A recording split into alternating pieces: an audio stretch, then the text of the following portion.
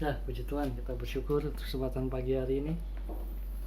Minggu 17 Mei 2020, kembali kita bertemu dalam ibadah online karena tidak boleh beribadah di rumah-rumah ibadah oleh karena situasi dan kondisi yang tidak memungkinkan saat ini. Spesial buat jemaat NGD, para pekerja, juga pelayan-pelayan dimanapun berada saat ini. Tuhan memberkati, menolong dan melindungi kehidupan kita sesuai dengan firman Tuhan. Akhir-akhir ini situasi begitu menguras pemikiran kita, menguras kekuatan kita, menguras kesabaran kita, sehingga terkadang kita melakukan hal-hal yang kurang pantas untuk kita lakukan dalam perkataan kita, dalam perbuatan kita. Dan terkadang kita merasa apakah Tuhan masih menyertai kehidupan kita, Tuhan masih ada di tengah-tengah kita, menolong, memberikan jalan keluar atas segala persoalan, memenuhi segala kebutuhan hidup kita, memelihara kesehatan kita, dan senantiasa memberikan kekuatan dan penghiburan yang dari Tuhan bagi kita semua. Kesempatan hari ini kita akan mencoba untuk merenungkan firman Tuhan dari Bilangan pasal 11 ayat 21 sampai 23. Bilangan pasal 11 ayat 21 sampai 23 berkata demikian. Tetapi kata Musa, bangsa yang ada bersama aku ini berjumlah 600.000 orang berjalan kaki. Namun engkau berfirman, daging akan kuberikan kepada mereka, dan genap sebulan lamanya mereka akan memakannya. Dapatkah sekian banyak kambing, domba, dan lembu sapi disembelih bagi mereka, sehingga mereka mendapat cukup? Atau dapatkah ditangkap segala ikan di laut bagi mereka, sehingga mereka mendapat cukup? Tetapi Tuhan menjawab Musa, masakan kuasa Tuhan akan kurang untuk melakukan itu? Sekarang engkau akan melihat apakah firman-Ku terjadi kepadamu atau tidak. Persoalan yang dihadapi oleh Musa adalah bagaimana Allah mampu menyediakan daging yang diminta oleh umat Israel untuk ratusan ribu mulut. Itu yang dihitung yang berjalan kaki, belum yang lain, belum anak-anak, belum orang tua, dan lain sebagainya. Dan dia berpikir bagaimana memotong sapi, bagaimana menyediakan ikan. Apakah Allah mampu melakukan hal-hal yang demikian di luar pemikiran dia? Terkadang kita pun dalam kehidupan kita, apalagi saat sekarang ini, kita berpikir, apakah Tuhan mampu melakukan sesuatu tindakan yang luar biasa sehingga virus corona ini bisa segera berlalu? Atau dia biarkan kita menghadapi segala perkara dan persoalan dalam kehidupan kita sendirian, tanpa diberikan jalan keluar, tanpa diberikan penghiburan, tanpa diberikan kekuatan. Musa berkata, bagaimana caranya Tuhan?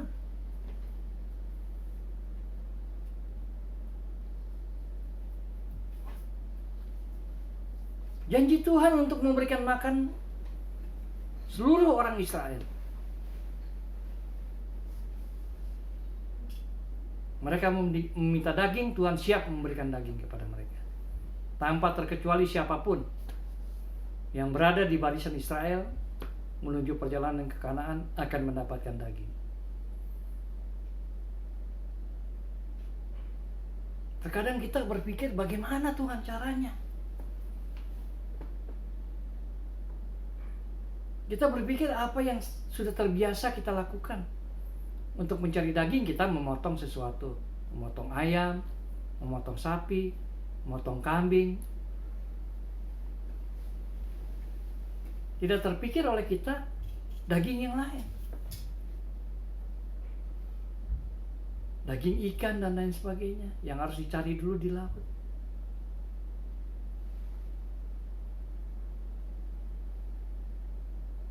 Tapi Tuhan hanya berkata, masakan kuasa Tuhan kurang untuk melakukan hal yang demikian.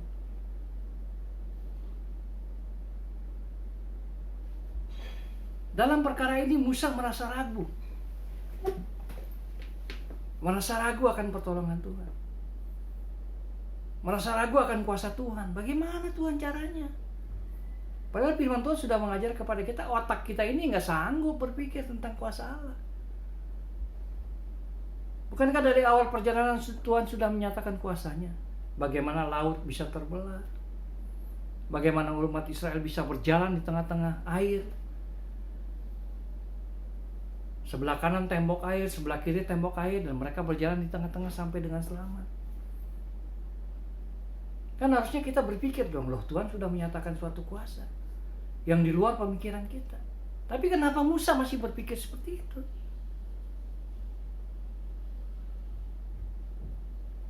Apa dia tidak tanggap akan kuasa Tuhan? Apakah sebagai pemimpin yang jelas-jelas dipilih oleh Tuhan dengan caranya yang luar biasa? Kenapa caranya luar biasa? Kalau kita melihat perjalanan kehidupan Musa, ketika dia lahir, banyak anak-anak yang harus mati dibunuh oleh karena Musa. Kalau kita kaitkan dengan perjanjian baru, sama seperti Kristus, yang ketika Kristus mati, banyak anak-anak yang mati dibunuh.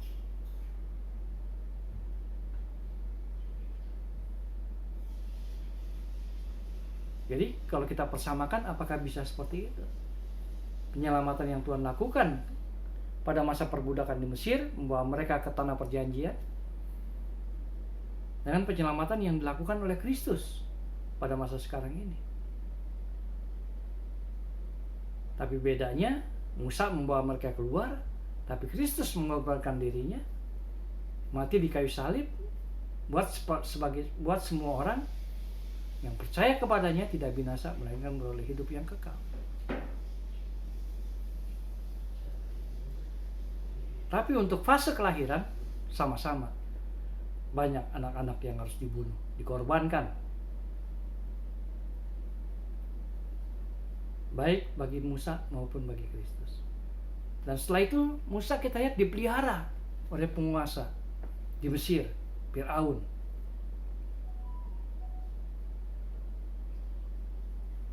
Ini kan hal yang luar biasa. Nah, karena satu dan lain hal, dia memukul orang Mesir, mati, dia lari ke tanah Midian.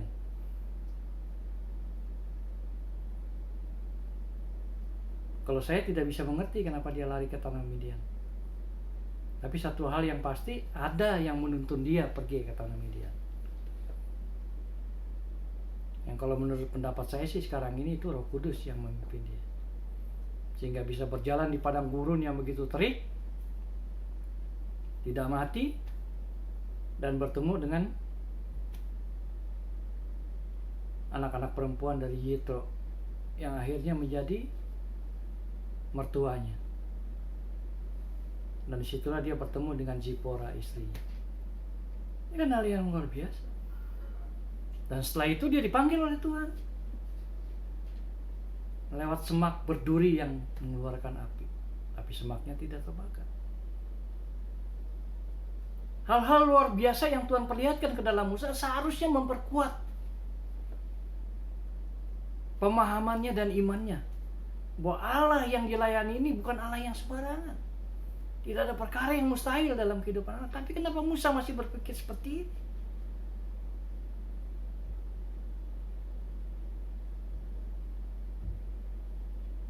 Nah, kalau kita melihat, itulah wajarnya, manusiawinya yang namanya manusia itu. Selalu ada kelemahan, tidak sempurna di hadapan Tuhan. Oleh karena dosa yang telah diperbuat oleh manusia. Bilangan 11 ayat 31 berkata demikian. Lalu bertiuplah angin yang dari Tuhan asalnya, dibawanya lah burung-burung puyuh dari sebelah laut, dan dihamburkannya ke atas tempat perkemahan, dan di sekelilingnya kira-kira sehari perjalanan jauhnya ke segala penjuru, dan kira-kira 2 hasta tingginya dari atas muka bumi. ayat 32, kita baca saja. Lalu sepanjang hari dan sepanjang malam itu dan sepanjang hari esoknya bangkitlah bangsa itu mengumpulkan burung-burung puyuh itu, setiap orang sedikit-sedikitnya mengumpulkan 10 homer. Kemudian mereka menyebarkannya lebar-lebar sekeliling tempat perkemahan. Nah, kalau kita melihat bagaimana tingginya yang burung itu yang dikirim oleh Tuhan, 2 hasta tingginya, wah seberapa banyak itu? Ribuan, jutaan burung dikirim oleh Tuhan.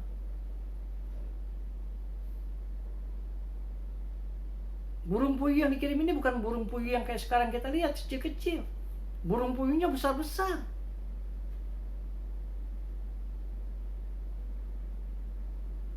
Kedua makanan inilah yang membuat bangsa Israel menjadi bangsa yang jenius. Boleh saja kita berpikir, kita makan burung puyuh, keturunan kita akan menjadi anak-anak yang pintar. Cuman mana yang tidak bisa kita terima saat sekarang ini? Mungkin kalau kita bicara mana, baca firman Tuhan, itulah yang memberikan kepintaran kepada anak-anak kita. Sebab firman Tuhan adalah pengetahuan yang sangat berarti buat kita, buat keturunan kita.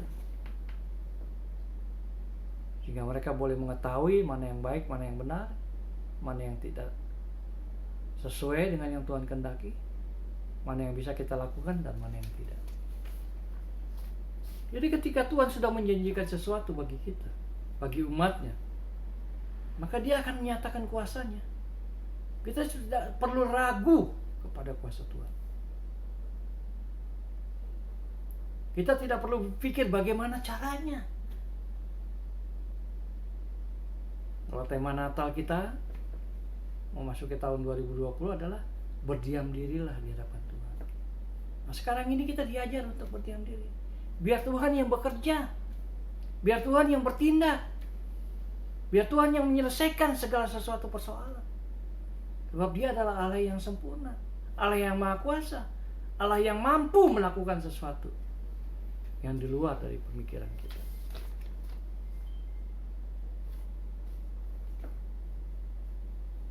Saya beri judul atau tema kesempatan hari ini adalah terjadinya kuasa Tuhan. Terjadinya kuasa Tuhan dalam kehidupan kita sebagai orang percaya itu cuma berdasarkan kasih karunia Tuhan yang diberikan buat kita. Bukan karena kesalehan kita, bukan. Bukan karena ketaatan kita, bukan. Bukan karena kebaikan kita, bukan. Tapi semua itu hanya karena kasih karunia Tuhan yang diberikan kepada kita. Orang-orang yang percaya dan berharap kepada kita, kepada Tuhan. Dia tidak pernah tidak melakukan apa yang dia sudah janjikan. Dia tidak mau mengecewakan umatnya. Dia tidak mau mengecewakan ciptaannya. Sebab dia tahu ciptaannya ini adalah orang-orang yang lemah. Yang sebentar mengucap syukur kepada Tuhan, sebentar ngomel kepada Tuhan, sebentar bersungut-sungut kepada Tuhan, ditolong oleh Tuhan, mengucap syukur lagi kepada Tuhan, susah lagi, ngoceh lagi di hadapan Tuhan, bersungut-sungut lagi di hadapan Tuhan, ditolong lagi oleh Tuhan, mengucap syukur lagi kepada Tuhan. Nggak pernah mau senang, susah kayak mengucap syukur aja kepada Tuhan. Itulah yang Tuhan kehendaki dalam hidup kita. Dalam keadaan terjepit, dalam keadaan yang bagaimanapun juga tetap mengucap syukur kepada Tuhan. Bukan pada masa kita senang saja. Bukan pada masa kita tenang. Pada masa tidak ada hal-hal yang menyusahkan kita mengucap syukur. Dalam keadaan yang bagaimanapun Tuhan ingin kita mengucap syukur. Itulah iman. Itulah yang Tuhan kehendaki dalam kehidupan kita sebagai orang percaya.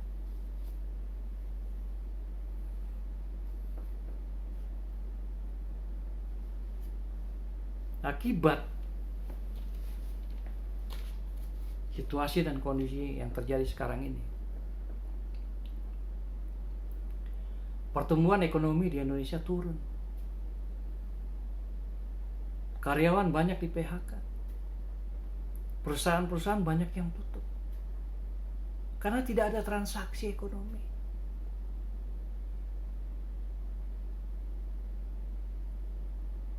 Tidak ada income yang masuk, yang ada hanya pengeluaran. Nah, inilah yang membuat defisit anggaran.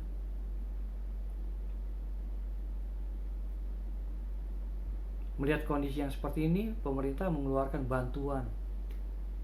Tapi dananya pun dari mana? Dana pemerintah kan terbatas.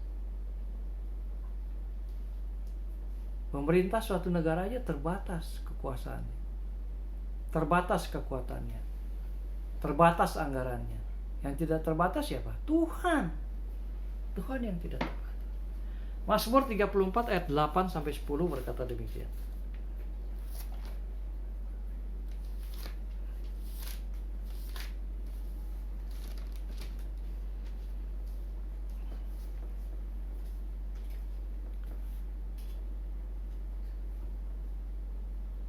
Malaikat Tuhan berkemah di sekeliling orang-orang yang takut akan Dia, lalu meruputkan mereka. Kecaplah dan lihatlah betapa baiknya Tuhan itu. Berbahagialah orang yang berlindung padanya. Takutlah akan Tuhan, hai orang-orangnya yang kudus, sebab tidak berkekurangan orang yang takut akan Dia. Tidak berkekurangan. Ancaman virus corona, bala tentaranya berkemah sekeliling rumah anak-anak Tuhan. Dikatakan dalam ayat yang ke-8, malaikat Tuhan berkemah di sekeliling rumah orang-orang yang takut akan Dia. Ada ancaman apapun, ada bala tentara surga yang mengelilingi kehidupan kita, melindungi umatnya. Situasi kekurangan Dia berkata dalam ayat yang ke-10, sebab tidak berkekurangan orang-orang yang takut akan Dia. Di padang gurun apa yang mau dimakan?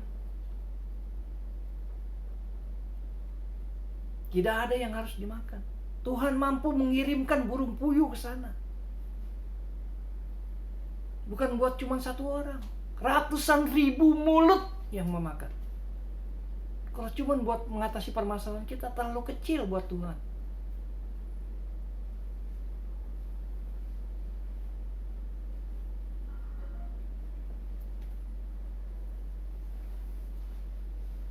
Kalau ada hamba Tuhan yang berkata burung gagak aja mampu memberikan makan orang, kita bilang itu mustahil. Mustahil. Tetapi burung gagak memberi makan Nabi Elisa. Aneh kan? Burung gagak ini burung yang paling nggak ada gunanya. Ketika dalam perjalanan, setelah bumi ditutup oleh air oleh Tuhan dan manusia binasa, hanya 8 manusia yang hidup. Dia kirim burung gagak, dia tidak pernah kembali. Karena memang burung gagak bukan tipe burung yang tahu berterima kasih. Dia hanya peduli kepada kepentingannya sendiri. Tapi bagi Tuhan tidak ada yang mustahil. Dia pakai itu burung untuk memberikan makan Nabi Elisa. Nggak ada perkara yang mustahil di hadapan Tuhan. Tinggal bagaimana kita memperhatikan bagaimana kuasa Tuhan dinyatakan dalam hidup kita. Bagaimana perkataan Allah kepada Nabi Musa. Banyak kuasa Tuhan yang Tuhan kerjakan dalam kehidupan kita bertahun-tahun yang lalu. Ingatlah itu, bahwa saat ini pun Dia mampu melakukan yang seperti itu. Dia tidak pernah membiarkan kita sendiri, karena Dia Allah yang setia dan adil, siap menyertai, memberkati, menolong dan melindungi kehidupan kita sebagai orang percaya.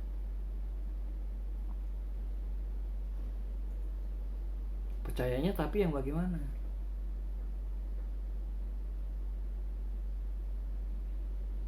Percaya-percayaan, percaya beneran, setengah percaya, setengah enggak, atau percaya-percaya yang sungguh. Pada zaman Perjanjian Baru ada seorang wanita yang begitu sengsara hidupnya.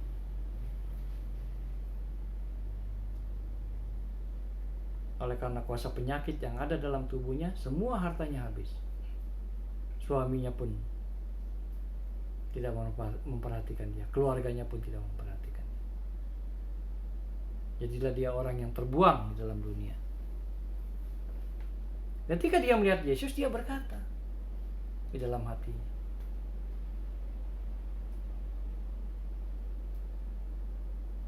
asal ku jamah saja jubahnya, aku akan sembuh. Dari mana dia tahu Yesus itu berkuasa? Dari banyak cerita orang-orang yang berkata bahwa Yesus mampu menyembuhkan orang. Tapi dia tidak minta Yesus untuk menyembuhkan dia. Tapi imannya berkata, dia percaya asal ku jamah saja jubahnya, dia akan sembuh. Dan itulah yang terjadi kepada perempuan Sirofenisia ini.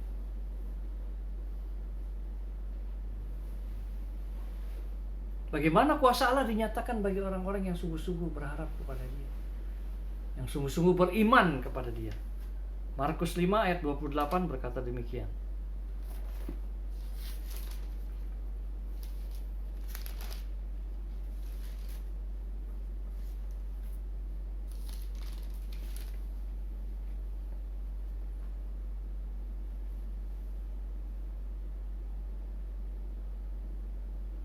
Sebab katanya asal ku jamah saja jubahnya, aku akan sembuh.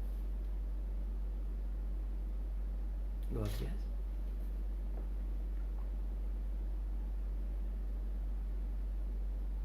Nah, ketika kita sakit menghadapi segala suatu penyakit, apa yang harus kita katakan?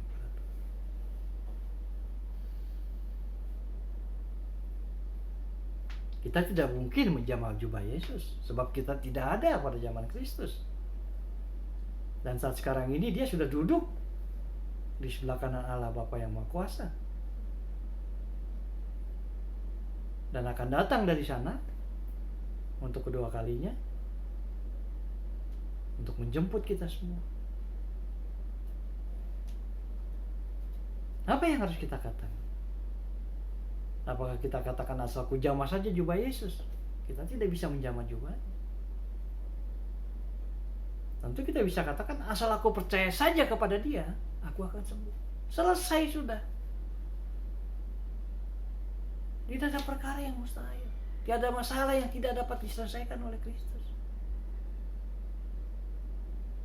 Dan tidak ada yang mampu menghalang-halangi kuasa Tuhan. Ketika dia berkata kepada kita, sembuhlah engkau, maka kita akan menjadi orang yang sembuh. Diberkatilah engkau, maka kita menjadi orang yang diberkati oleh Tuhan. Dipenuhilah segala kebutuhan hidupmu, maka Tuhan memenuhi segala kebutuhan hidup kita. Caranya di luar pemikiran kita. Caranya kuasa Tuhan yang menyatakan.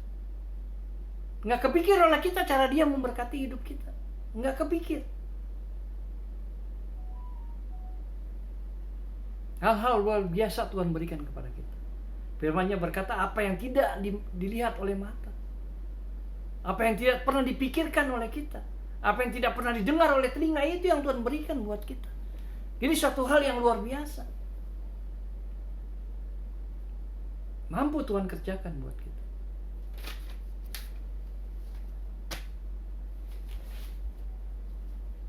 Nah, itulah Tuhan yang kita sembah, yang mampu melakukan segala sesuatu. Wahyu 3 ayat 10 berkata demikian. Wahyu pasal 3 ayat 10.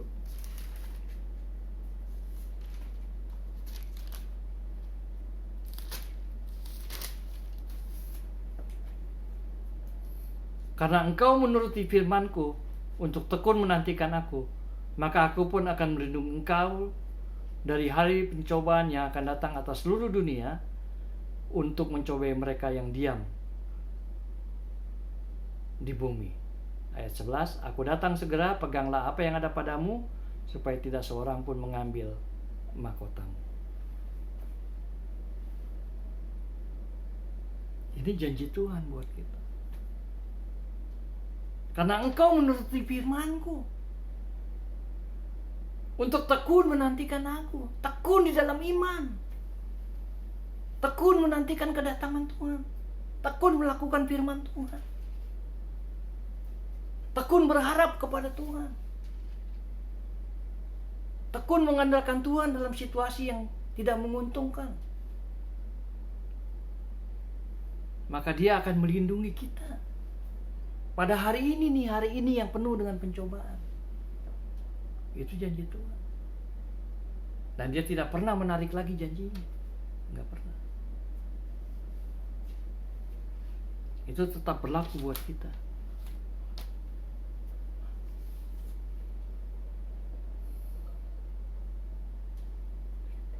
Jadi tetaplah kerjakan firman Tuhan.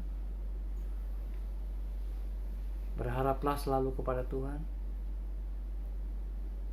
Jangan pernah memakai kekuatan sendiri, kepintaran sendiri. Kita manusia semuanya terbatas. Kekuatan kita terbatas, kepintaran kita terbatas. Tapi Allah kita adalah Allah yang luar biasa. Tidak ada kuasa yang membatasi kuasa Allah. Tidak ada kasih yang sebesar kasih Allah. Tidak ada karunia yang luar biasa karunia Allah. Itulah Allah kita. Jadi tetap berharap, tetap mengandalkan Tuhan dalam kehidupan kita sesuai dengan firman Tuhan-Nya, maka Dia akan menyatakan kuasa untuk memberkati, menolong dan melindungi kehidupan kita pribadi lepas pribadi. Ya, firman Tuhan tidak saya panjangkan, saya cukupkan sampai di sini.